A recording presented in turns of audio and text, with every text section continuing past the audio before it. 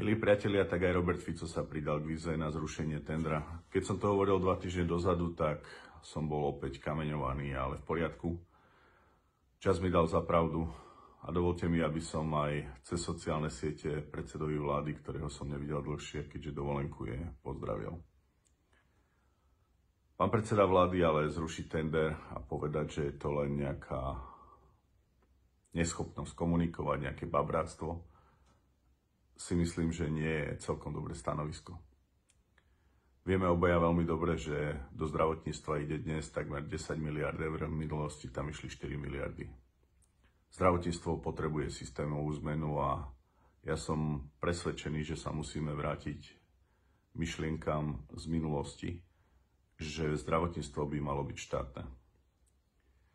Chcel by som urobiť prvý krok a návrh. Pán predseda vlády v útorok na koaličnej rade navrhne Slovenská národná strana, aby záchranný systém bol štátny.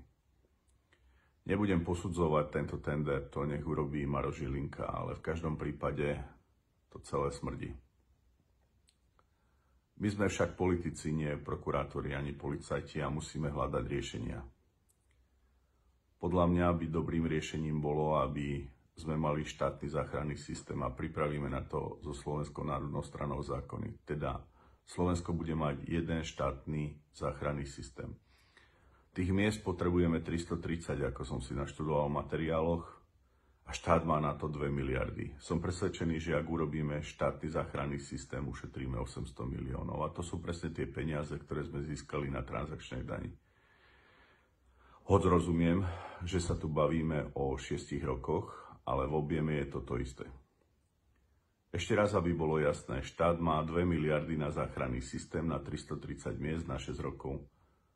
Keď to len zhruba zrátate, tak je to zhruba do 1 000 000 eur na jedno záchranné miesto. No a keď sa pozriete a videli to 12 mesiacmi, pozrite sa, aké mzdy majú záchranári, aké sú tam autá, aké nájmy a aj tí sa platí, tak zistíte, že je tam minimálne vata 40%. Som presvedčený, že z tých 2 miliard 800 miliónov eur vieme ušetriť a zdvihnúť platy zdravotníkom a záchranárom a kúpiť im lepšie sanitky.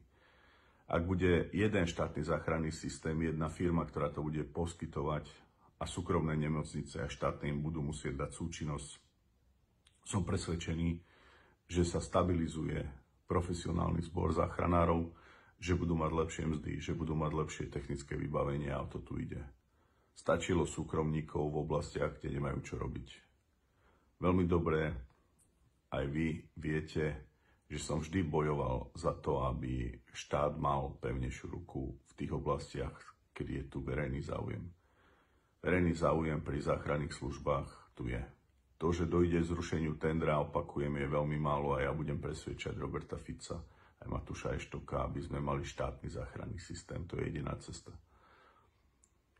Mnohí ma kritizujete, že si odkazujeme cez sociálne siete, ale nie je možnosť niekedy sa priamo spojiť. Pán predseda vlády nerád používa telefon, iná cesta nie je. A sú veci, na ktoré sa, odpustite, už nedá pozerať. Preto som pri záchrannom systéme nemočal a preto navrhujem riešenie, nie len kritiku. Navrhujem, aby sme mali štátny záchranný systém a ja som presvedčený, že pán predseda vlády sa pridá k mojej výzve.